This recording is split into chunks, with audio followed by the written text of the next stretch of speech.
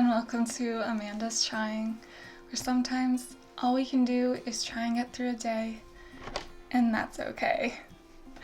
My name's Amanda, and today I thought that I would give an update, finally make a video in 2025, because it's been a while, and to be honest, it's been a rough start to the year, so I just thought I would check in with you guys. I'm trying really hard, I promise. But all that I could do today was cuddle my dog and cry. So, I think we've talked a lot about how with post-concussion syndrome and just recovering from concussions in general, the recovery process isn't a straight line up. It's a mess. It's a scribble of ups and downs and going backwards. And I realize this, and I think a lot of times I've accepted this reality. But I think a picture that gets passed around a lot and that many of you probably have seen, I think I've used it in a video before, is this picture of like, this is what recovery actually looks like. And I'll insert it here, like, you know, it's the scribble, but it's always, despite the setbacks and going backwards and going down a little bit, the general progression of the recovery that they show is always in an upwards. It's going upwards. And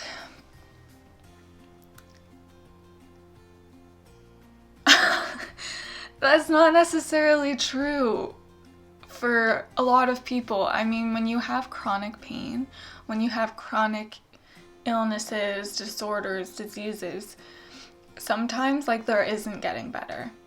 The tough thing with post-concussion syndrome is that nobody knows if like this is as good as it's going to get. No test, no professional, not even yourself can say, I'm going to get better from this point forward. I'm still going to, you know, increase my capacity and my pain tolerance and my endurance, whatever. Nobody can say that. For all you know, for all I know, this is as good as it gets. And the unknown is kind of difficult, especially when you don't see progress. The start of this year was brutal for me, and it was not even that I felt I wasn't making any progress. It was I've gone backwards so severely.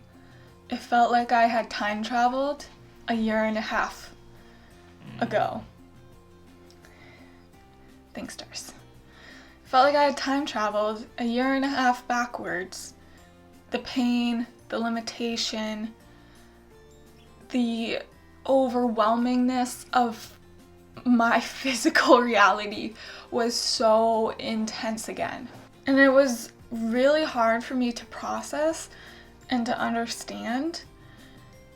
At that point, I had no idea why I was struggling so much, and I didn't know who to ask for help because most people can't really help me with my pain at this point. It was really tough. It was so discouraging, and it lasted from January to the middle of February. I had to stop volunteering. I gave up on looking for jobs. Honestly, I couldn't even look for jobs.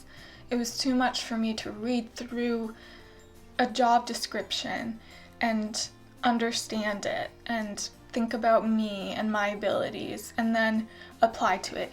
All of that, way too much. All I could do was barely get up at 11:30 a.m., trudge to the living room, and just wait for the day to be over. And I couldn't bust to appointments. I was completely dependent on other people. any semblance of independence that I have worked so hard to create for myself got taken away from me. But I suppose the positive about post-concussion syndrome is that nobody can tell you for sure that you're not gonna get better. And so you can cling to hope despite the brutal reality that you're living in. And that's kind of where I fell into. I hated it. I hated life. But I just told myself maybe tomorrow will be better. And I felt delusional, but it was the only thing that could keep me going on. Luckily, I went to an appointment for my TMJ treatment because I still have all of my braces and that's still going on. And they found that the last time that they adjusted me, they left my bite slightly uneven. And for me and my body, even the smallest little millimeter that my jaw may be off, that's enough to cause my body to spiral into a very dramatic and awful, I don't even know what you would call the past month and a half, just torturous existence. Yeah, but they figured it out and they were like, okay, we're gonna make sure that your jaw's even, which, like, please, could you do that without me having a terrible month and a half in the first place? Like, for other people, it's just a day on the job, and for me, it's like literally my existence comes into question if you don't do things perfectly. I wish I could give you more leeway, but my body doesn't let me. So they fixed it, and I'm already feeling better. And so I'm so grateful, you guys. I'm so grateful. Ugh, I still get emotional thinking about the past month and a half because, like, seriously, it was so hard. Originally, before I had the downward spiral, I was going to make a video updating you guys on the lack of progress, which that's still true. And also, I am deciding to try yet another treatment option. I saw a neurologist at the end of December, and I feel like I changed the angle of this when I accidentally touched it the last time. I saw a neurologist at the end of December, and he wasn't a specialist in concussions. One second. The neurologist. So I went and saw a neurologist, and I was hesitant because he's not a concussion specialist. He's a headache specialist. And because of just how big my file was, I just wasn't sure if he was going to be able to handle it, I guess. I also don't have the biggest trust and faith in neurologists in general, as you know. But we were there for 15 minutes. He basically was like, oh my gosh, you have neuralgia. Botox will help with that. And he said that it's worth at least trying because I do have relatively severe neuralgia in the back of my head. And Botox is really effective in helping with neuralgia headaches. And so even if not all of the headaches are cured or like managed by this treatment, hopefully a large portion of them are. And so that makes just pain in general more manageable. That is the idea. And so that is kind of my plan, the next step of what I'm going to try. I was a little surprised when I was telling some people about my appointment and the treatment that we were going forward with. A lot of people weren't familiar with the concept of using Botox medically to treat headaches, but it's actually one of, if not the main treatment that is used to manage migraines and debilitating headaches. There are standards of like how many headaches you need to have in a month, like how often and how severe to qualify for Botox treatment. But obviously, like, having a headache every day qualifies you, so I didn't have to worry about that. So I will be putting up, hopefully, pictures of the different places where Botox gets injected. There's several places in the back of the neck and like kind of the bottom of the skull where the Botox gets injected, and then also like in your temples and in between the eyebrows. But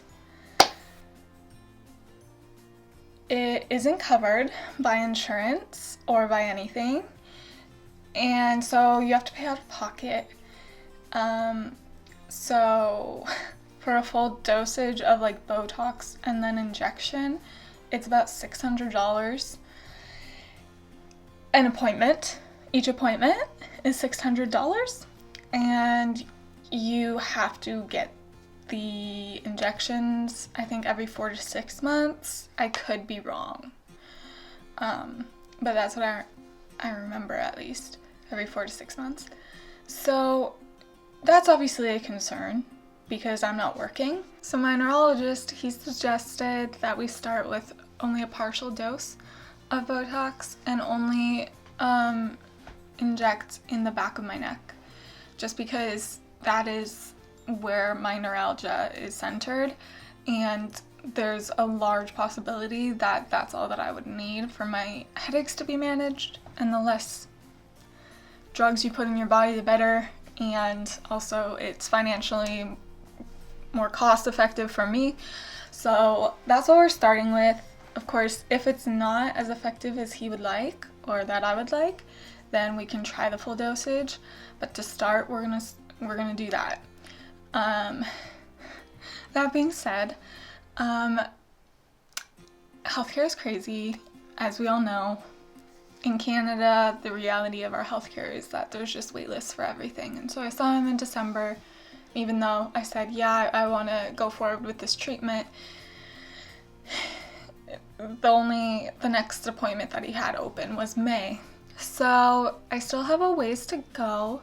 But the fact that my TMJ treatment was able to reduce the headaches that I was dealing with in January is like so massive. It makes the waiting until May so much more bearable and so much more realistic.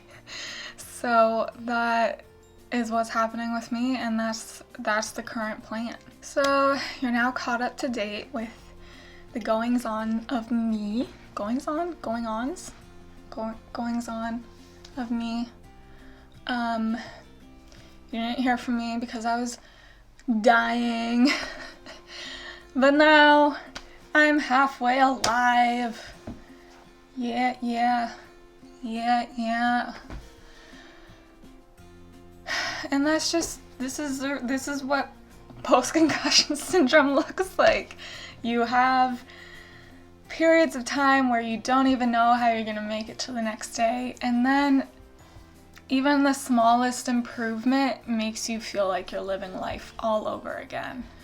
And hope is renewed and energy is renewed so that you're strengthened until you have another downward spiral and all of your strength is drained, just for it to go back to the beginning of the cycle. So, heyo.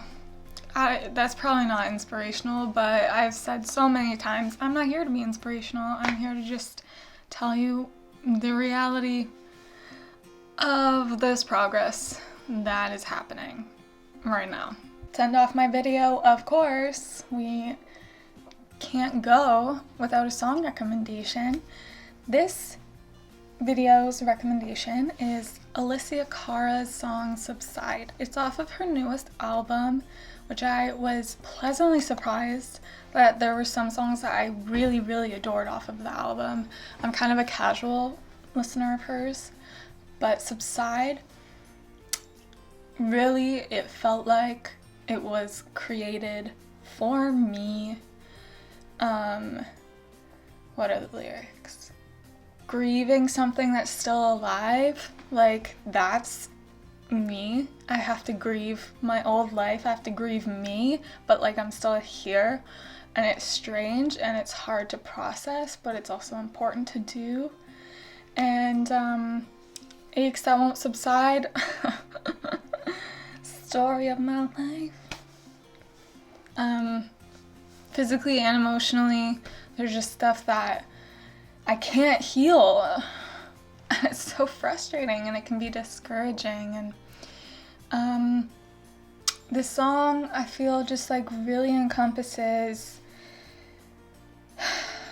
aches and pains, whether they're physical or emotional, that just cling to you and that you can't move on from for whatever reason, and it can be really frustrating and discouraging. But every single time that I've been in a downward spiral, it's always ended.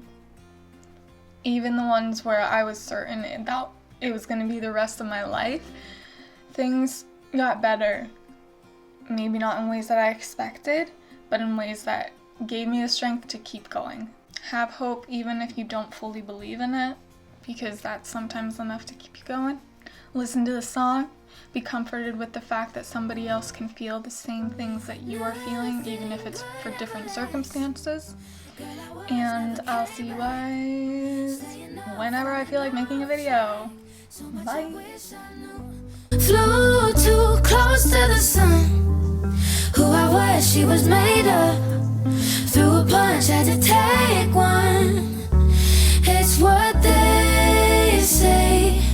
Time's just pocket change.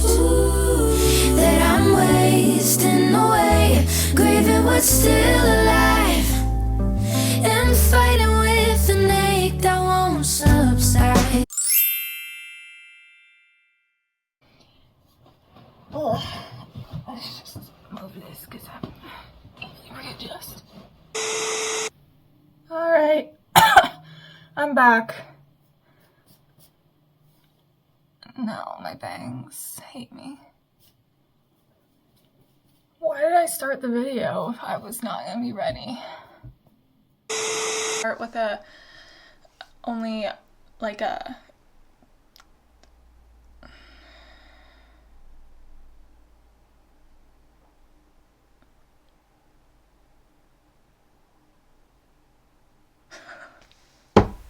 my brain just totally died. 1 second.